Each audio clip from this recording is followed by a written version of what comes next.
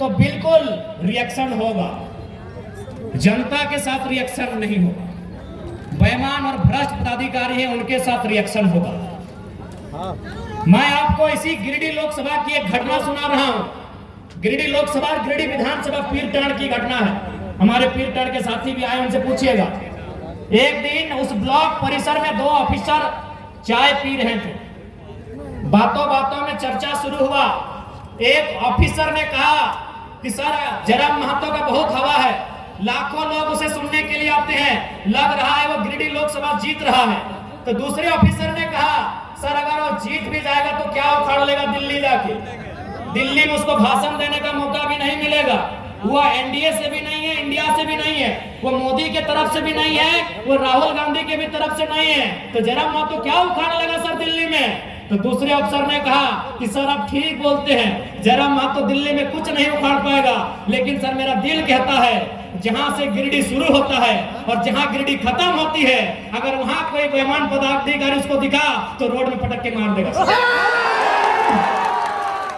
ये मैंने नहीं कहा, ये उस अफसर ने कहा कि जहां से गिरिडीह शुरू होती है और जहां गिरिडीह खत्म होती है, अगर प्रखंड लेवल में या पंचायत लेवल में कोई अफसर मनमानी किया, फुटानी किया, तो जयराम महतो उसको पटक के मार देगा सर, ये गारंटी है। यही बेरमो विधानसभा की एक घटना है। एक आदमी को अटेंडेंस रोक दिया गया था। वो आदमी हमारे पास आया, बोला भैया ये ऐसा बात है। हमने कहा कि अधिकारी को फोन लगाइए, तो बोला मैं एसपीओ की पीओ था, बोले लगाइए फोन। तो हमने फोन लगाया, उनको परिचय दिए कि सर हम जयराम कुमार महतो बोल रहे हैं, इनका अटेंडेंस बंद कर दिया गया है, गरीब आदमी है, नौकरी में रख लिया जाए। उधर से अधिकारी की आवाज आती है कि कौन जयराम महतो, हम तो नहीं पहचान पाए। हम इतने बोले कि आप विधायक और सांसद का खाली आवाज पहचानते हैं ना, अच्छी बात है, तो हम आज आपको फोन नहीं करेंगे, फोन काट रहे हैं। अब आपसे हम 2 महीना के बाद मिलेंगे, लेकिन दुआ कीजिएगा कि हम चुनाव ना जीते। अगर चुनाव जीत गए ना, और रोड में जहां दिखेंगे पटक के दामोदर नदी में गाड़ देंगे। विश्वास कीजिए, 10 सेकंड के बाद उस अधिकारी ने कहा कि जयराम बाबू बोलिए क्या काम है।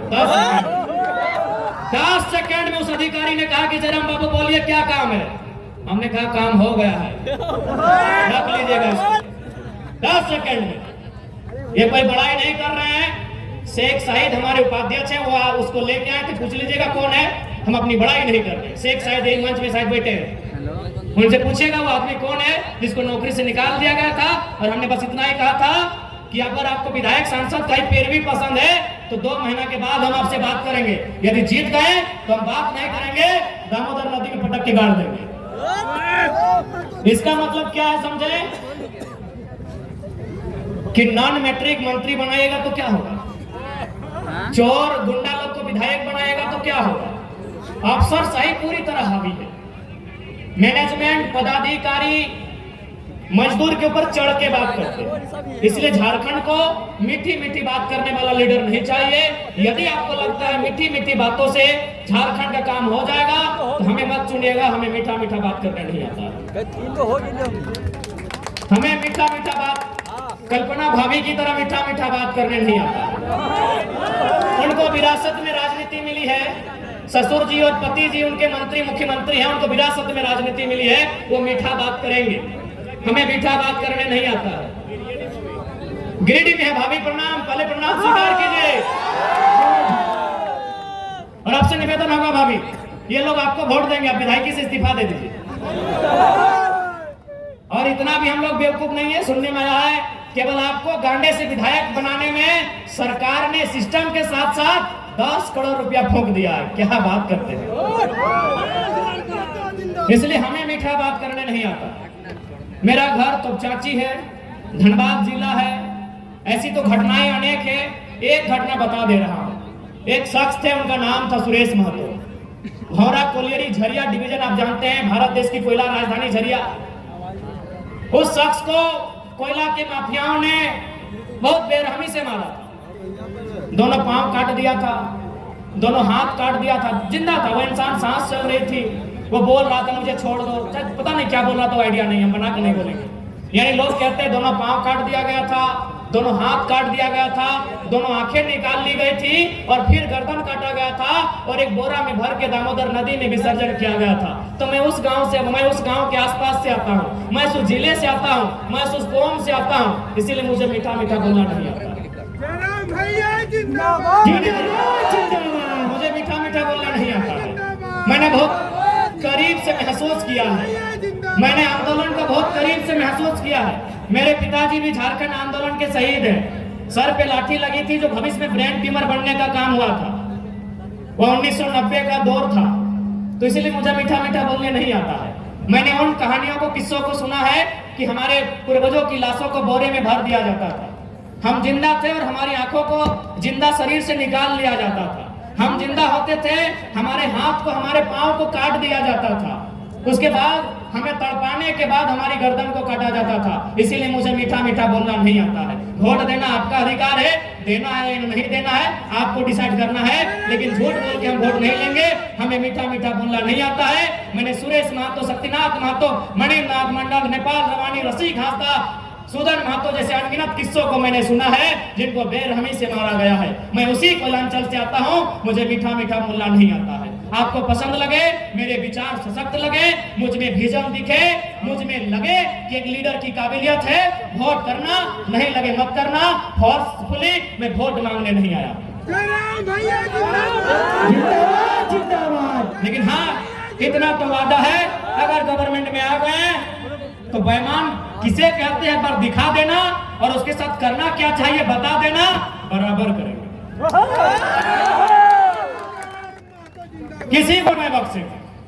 अगर वो ईमानदार है तो नमस्कार है, और यदि वो बेईमान है तो पारसनाथ के पहाड़ के ऊंचे चढ़ा लेंगे, ढकल देंगे और ऊपर से नीचे ढकल देंगे। नहीं, एकदम पूरी एकदम उन पे कोई राय तो है नहीं। इन बेईमानों के कारण इस राज्य में हजारों लोग रोज खून के आंसू रोते हैं। किसी का जमीन लूट गया है, किसी का नौकरी लूट गया है, किसी का गांव लूट गया है। इन बेईमानों के कारण, इन गद्दारों के कारण हमारे राज्य में लोग, हजार लोग खून के आंसू रोते हैं। इसलिए इन पे हम कोई दया रहम नहीं करेंगे। ये मेरे खिलाफ साजिश करे, षड्यंत्र करे, कोई दिक्कत नहीं। यदि जनता ने चाहा और मैं जीता, इनको तो मैं पटक पटक के मारूंगा। बेईमान पदाधिकारियों का कोई स्थान नहीं रहेगा हमारी गवर्नमेंट में। और मेरा गुस्सा तो आपको मालूम है, मेरा नाम टाइगर घास उदमने के लिए नहीं मिला है, पहले आपको बताना चाहिए। मेरा नाम टाइगर 8वीं 9वीं क्लास में केवल एग्रेशन के कारण मिला है, मेरे गुस्से के कारण मेरा नाम टाइगर मिला है। मैंने घास उखाड़ा इसलिए टाइगर नाम नहीं मिला है। तो मैं तो अपने फ्रस्ट्रेशन को अपने दिल में छुपा के बैठा हूं। जिस दिन कैमरा नहीं चले, क्या करें, जिस मीटिंग में जाते हैं कैमरा चलता है, खाली कैमरा नहीं चले उसके बाद देखिएगा जो पदाधिकारी बैठा है ना कंपनी वाला, उसे बात जिस दिन कैमरा नहीं चलेगा उस दिन बताएंगे। हमने के प्रोग्राम भैया जिंदाबाद। इसलिए आज तमाम जनता जनार्दन से यही कहेंगे कि एक बार युवाओं को मौका दीजिए। आपने भारतीय जनता पार्टी नाम की बाहरी जनता पार्टी को भी देखा, आपने झारखंड मुक्ति मोर्चा के नाम पर वर्तमान में मुड़ी मोर्चा पार्टी को भी देखा। एक बार आपसे अवसर मांगने आए हैं, एक बार, और वो सरकार जनता की होगी, वो सरकार युवाओं की होगी, और उस सरकार में ऑन दी स्पॉट फैसला होगा। यदि जरूरत पड़ा तो सामने वाला कोई क्यों ना रहे, हम लोग आंख से आंख मिला के टकराएंगे, हम लोग नजर चुराने का काम नहीं करेंगे। और एक बात आप जान लें, आज ये लोग जो कहते हैं कि खजाना में पैसा नहीं है, झूठ बोलते हैं, पूरा झूठ बोलते हैं। खजाना में पैसा नहीं है, झारखंड में यदि पैसा नहीं है तो कहीं पैसा नहीं है। हम चूंकि रात्रि हो गई है, एक छोटा सा उदाहरण देके आपको बताना चाहेंगे कि पैसा किस प्रकार इस राज्य में लूटा जाता है। अभी इससे पहले जो सरकार थी उनका ड्रेस कोड क्या था, स्कूल के बच्चों का कत्था रंग था और घी कलर था। अच्छा ईमानदारी से बोलिए, यहाँ कितने भाई हैं जो घी कलर का पैंट पहन के आए हैं? इसका मतलब है कि घी कलर या फिर कत्था कलर वो मार्केट में प्रचलन में नहीं है, वो रंग क्या है, मार्केट में प्रचलन में नहीं है। अच्छा, अभी वर्तमान सरकार में स्कूल का ड्रेस का रंग क्या है, ग्रीन है। बताइए कितने भाई हरा रंग का जींस पहन के आए हैं? नहीं आए हैं। आप समझिएगा, इस विषय को समझिएगा। वास्तव में क्या है, प्रचलन में कौन सा रंग है, ब्लैक। कौन सा रंग प्रचलन में है, व्हाइट, ब्लू, ब्राउन, ये रंग प्रचलन में है। यानी ये कपड़ा साहू जी के दुकान में भी मिलेगा, अंसारी जी के दुकान में भी मिलेगा, यादव जी और चौरसिया जी और पांडे जी के दुकान में भी ये रंग का कपड़ा मिल जाएगा। लेकिन ये जो हरा रंग का कपड़ा है, ये किसकी दुकान में मिलेगा, ये किसी की दुकान में नहीं मिलेगा। जब सरकार इस नियम को लागू करती है कि आज की तिथि से स्कूल का ड्रेस चेंज होगा, उससे 6 महीना पहले वो तैयारी करती है। क्या तैयारी करती है, वह किसी मैन्युफैक्चरिंग कंपनी उसके ऑनर को टेंडर जिम्मा देती है कि आपको 6 महीना 9 महीना का समय दिए, आप एक ऐसा कलर का डिजाइन कीजिए जो मार्केट में अवेलेबल नहीं है। तो उन्होंने देखा कि ब्लू मिलता है, काला मिलता है, नीला मिलता है, ब्राउन मिलता है, हरा नहीं मिलता है। उन्होंने कहा कि हम लोग हरा रंग का ड्रेस बना रहे हैं, 6 महीना से 9 महीना लगेगा बनने में। आपका जो अगला कैबिनेट का बैठक होगा, उसमें जो आप प्रस्ताव पारित करेंगे, स्कूल में बच्चों का ड्रेस हरा कीजिएगा। अब समझ के देखिए, यदि झारखंड में कितने स्टूडेंट हैं, अनुमान 50 लाख से कम नहीं होंगे। ठीक से देखिए, मान के चलते हैं 50 लाख, 50 से 60 लाख, 70 लाख स्टूडेंट है झारखंड में। अगर एक स्टूडेंट अपने ड्रेस में 1000 रुपए खर्च करता है, तो 70 लाख में 3 जीरो ऐड कीजिए, 70 लाख 70 करोड़ 7 अरब। गलती है क्या, थोड़ा कैलकुलेशन बताइएगा। 70 लाख में 3 जीरो, एक जीरो डालेंगे तो हो जाएगा 7 करोड़, दूसरा जीरो डालेंगे तो हो जाएगा 70 करोड़, और तीसरा जीरो डालते ही हो जाएगा 7 अरब, यानी 7 अरब। चूंकि वो बच्चा सरकार 5 साल तक रहेगी, यानी एक ड्रेस में उसका टाइम पार नहीं होगा।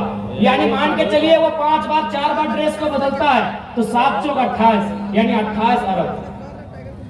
7 चौक 28, एक मामूली लफड़ा बता रहे हैं। 28 अरब, 28 अरब में मान के चलिए लीगल अगर लागत लगा है 8 अरब, बाकी 20 अरब बंदर बांट होता है। अब यदि हमको भी मान के चलिए, हमको भी अगर पैसा इसी प्रकार लूटना है, तो मान के चलिए 2024 में हम लोग सरकार बना लेते हैं, और हमको भी अगर बच्चों के ड्रेस से पैसा कमाना है, तो हम सरकार बनते ही 15वां दिन ये नोटिफिकेशन जारी करेंगे कि आज के बाद से झारखंड की जितना भी स्कूल है, बच्चों के स्कूल का जो ड्रेस होगा वो पीला हो जाएगा। पीला फुल पैंट कौन पहनता है भैया? 2029 में गुलाबी हो जाएगा। गुलाबी फुल पैंट कौन पहनता है भैया? एक लड़का जो पढ़ा लिखा है, इसीलिए आपको मामूली बात समझा रहा है। घोटाला इसी प्रकार से होता है। जो पैसा आपके गांव में पानी के लिए आना चाहिए था, बिजली के लिए आना चाहिए था, सड़क नली गली के लिए आना चाहिए था, जो पैसा आपके बच्चों की शिक्षा पे खर्च करना चाहिए था, जो पैसा आपके बच्चों के स्वास्थ्य पे खर्च करना चाहिए था, वो पैसा ये लोग बंदर बांट में खर्च करते हैं। और एक उदाहरण देते हैं, क्योंकि आपने स्टेज में, मैं तो स्कॉर्पियो से भाषण देता हूँ, आज आपने स्टेज दिया है, तो उसी स्टेज से उदाहरण देते हैं। गांव भर में एक चबूतरा बनता है, एकदम सेम ऐसा ही चबूतरा, ये मान लीजिए चबूतरा आपको याद आ रहा है? थोड़ा दिमाग लगाइए, आपके गांव के किसी कोने में, किसी मंदिर के सामने, किसी जंगल में, किसी फुटबॉल मैदान में एक चबूतरा होगा। चबूतरे का लागत क्या होगा, याद आ रहा है? 2.5 लाख 3 लाख। याद कीजिए, आपके दिमाग में अगर आपके गांव का कोई चबूतरा आ रहा है, 2.5 लाख, 2.25 लाख, 2.25 लाख, 3 लाख उस चबूतरा का दाम होगा। आप याद कीजिए, आपके गांव में जो प्रधानमंत्री आवास आता है, उसका लागत क्या है? हमारे उधर 2.25 लाख है, 1,30,000। आप यहाँ समझदार लोग हैं, आप यहाँ समझदार लोग, आप लोग बैठे हैं, ईमानदारी से बताइए कि प्रधानमंत्री आवास बनने में ज्यादा खर्च लगेगा कि चबूतरा बनने में? आवास बनने में। क्या भाई, इधर आप बताइए, आवाज दीजिए। अरे नहीं वोट दीजिए, लेकिन आवाज तो दीजिए ना। प्रधानमंत्री आवास में गोड़ी क्या बोलते हैं आप लोग? एक नीचे गोड़ी में पहले फिर लिंटन, फिर ढलाई, फिर पलस्तरा, फिर पेंटिंग। तो खर्चा कहाँ? आवास में। आवास कितना में बन रहा है? 1.25 लाख से 1.5 लाख में, और चबूतरा में कुछ नहीं है, 2.5 लाख 3 लाख। क्योंकि आवास आदमी का बनता है और चबूतरा नेता और अधिकारी का कमीशन होता है।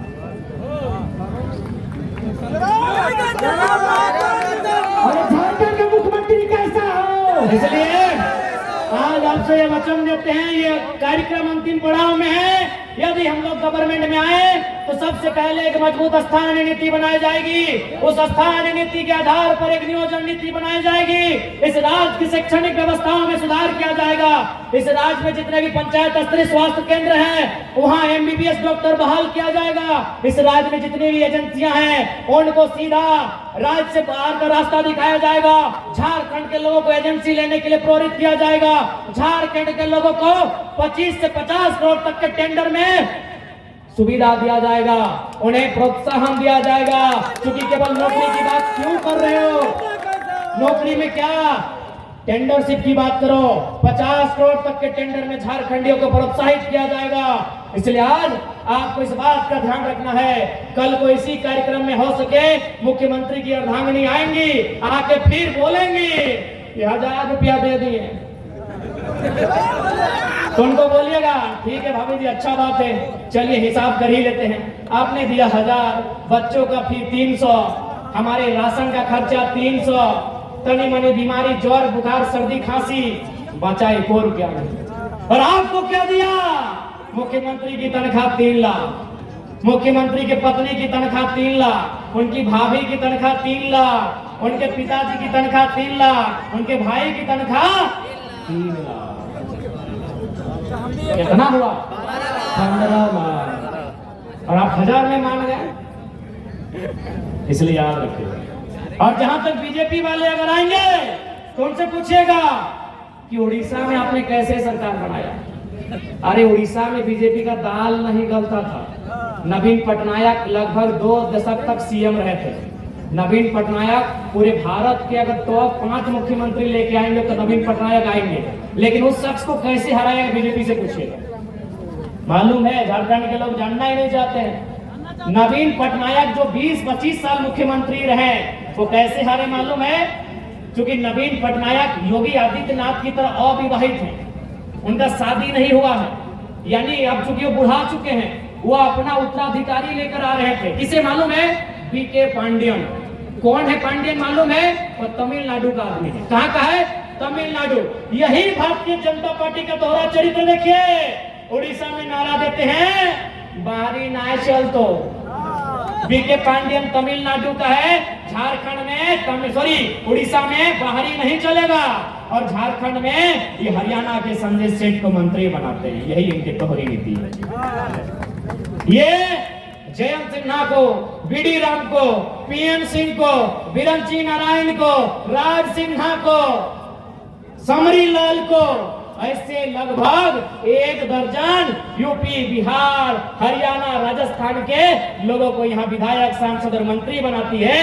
और यही भारतीय जनता पार्टी जब उड़ीसा में जाती है, एक ही नारा लगाती है, पांडियन गो बैक, और एक नारा से वो 25 साल के इतिहास को धराशायी कर देती है। यानी उड़ीसा के लोगों में चेतना है उड़ीसा के प्रति। उड़ीसा के लोगों को मालूम है अपनी भाषा, संस्कृति और स्थानीयता। झारखंड के लोग खो चुके हैं। इसीलिए यूपी, बिहार, बंगाल के ठेकेदार इनको मजदूर बना के रखे। बुरा मत मानिए। उड़ीसा के लोगों को मालूम है, उन्होंने नवीन पटनायक को बदल दिया जी। नवीन पटनायक जैसे 75 मुख्यमंत्री को आज भारत ओलंपिक में जो मेडल लेके आया है हॉकी में, किसका देन है? नवीन पटनायक का है। उस शख्स को बीजेपी और उड़ीसा की जनता ने बदल दिया। क्या कारण था? पांडियन नहीं चलेगा उड़ीसा में, और हम लोग के यहाँ रघुवर दास चलता है, हम लोग के यहाँ बिरंची नारायण चलता है, हम लोग के यहाँ निशाकांत दुबे चलता है, हम लोग के यहाँ बीडी राम चलता है, हम लोग के यहाँ यशवंत सिन्हा, जयंत सिन्हा चलता है। इसीलिए यूपी, बिहार के लोग ठेकेदार, हमारे लोग मजदूर बन के झारखंड में रहते हैं। आपका जमीर मुर्दा हो चुका। आप जाति और धर्म के नाम पर वोट देते देते अपने रोटी का हक खो बैठे। उड़ीसा के लोगों से सीखिए, नवीन पटनायक को ठुकरा दिया। उड़ीसा के लोगों ने नवीन पटनायक को ठुकरा दिया और आपने रघुवर दास को स्वीकार कर लिया छत्तीसगढ़ के। आपने हरियाणा के संजय सेठ को राज्य मंत्री में स्वीकार कर लिया। आपने जयंत सिन्हा को स्वीकार कर लिया उड़ियन मंत्री। आपने अन्नपूर्णा देवी जो बिहार से संबंध रखते, उनके पति झारखंडी थे, आपने उनको स्वीकार कर लिया। उड़ीसा के लोगों से सीखिएगा, अगर समय मिले तो बस कम समय में यही कहेंगे उड़ीसा में क्या हुआ जानने की कोशिश कीजिएगा। यही भारतीय जनता पार्टी वहां पांडियन गो बैक का नारा दे रही थी और झारखंड में यूपी बिहार नेता बनाती है। यानी इनको मालूम है कि झारखंड का नेता बनेगा तो खनिज संपदा पे अधिकार मांगेगा। गिरिडीह के प्रदूषण का मामला आपको बताना चाहेंगे। धनबाद से एक पत्रकार यहाँ ट्रांसफर होके आए थे।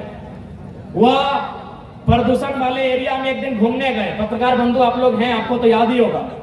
वो धनबाद के पत्रकार गिरिडीह आए हुए थे। वो संपादक आसपास के एरिया में घूमने के लिए गए। उन्होंने अगला दिन रिपोर्ट छापा था अखबार में। रिपोर्ट क्या था मालूम है कि प्रदूषण के कारण यहाँ की गाय बछड़ा तो देती है, दूध नहीं दे पाती है। जब एक गाय पर इतना बुरा असर पड़ा है तो इंसान पे क्या असर पड़ता होगा। अगले दिन उसका फिर से ट्रांसफर हो गया। अगले दिन उस पत्रकार का फिर ट्रांसफर हो गया। ये तो आप जानते होंगे चूंकि गिरिडीह की घटना। उन्होंने बस इतना लिखा था कि प्रदूषण के कारण गाय बछड़े को तो जन्म देती है लेकिन दूध नहीं दे पाती है। जब गाय की हालत ये है तो इंसान की हालत क्या है। इसलिए आप इस बात की गारंटी देते हैं जो भी कंपनियां प्रदूषण नियमों का पालन नहीं करेगी, हमारे सरकार में आने से वो सीधे प्रतिबंधित कर दी जाएंगी, वो सीधे प्रतिबंधित रहेगी। यदि प्रदूषण के मानकों का ख्याल नहीं रखेगी, ऐसी कंपनी का संचालन हमारी राज्य की सीमा में नहीं होगा। अब बाबूलाल मरांडी जी का बात ही नहीं है। तो जानते हैं कि 4 मीनार से कूदने वाले थे, पता नहीं कहां तक कूदे हैं। हरिद्वार जा रहे थे खेती बाड़ी करने, पता नहीं उदाली मिला कि नहीं मिला। मैं मुख्यमंत्री का सपना में कंफ्यूज हो गया। ये चंपई आके कंफ्यूज हो गया। ये चंपई आके बाबूलाल मरांडी का सपना थोड़ा कंफ्यूज हो गया है। लेकिन एक बात है, समय सबको मौका देती है। यदि बाबूलाल मरांडी आज होते और विलय नहीं करते तो शायद हम जितने भी स्टूडेंट थे बाबूलाल मरांडी के साथ होते, शायद हम लोग की नई पार्टी नहीं बनती। लेकिन कहते हैं समय उन्होंने इंतजार नहीं किया। कितना इंतजार करते हैं, बूढ़ा आदमी हो गए। और याद रखिएगा, आस्था सबका है, धर्म सबका अपना अपना है। लेकिन याद रखिएगा, यदि कोई राजनेता अगर धर्म का नारा लगाता है यानी वो अपने पाप कर्म को छुपाने के लिए लगा। धर्म सबका है, हम इंसान हैं, एक भाईचारे के माहौल में रहते हैं। हमारा कर्तव्य बनता है कि हम एक दूसरे के धर्म का आदर करें, उनके पर्व त्योहार में शरीक हों, सम्मिलित हों, उनकी खुशियों को बांटें, उनकी खुशियों के संग गाएं, उमंग मनाएं। लेकिन यदि कोई राजनेता अगर धर्म की बात करता है, वो अपने पाप कर्म को ढकने का काम करता है।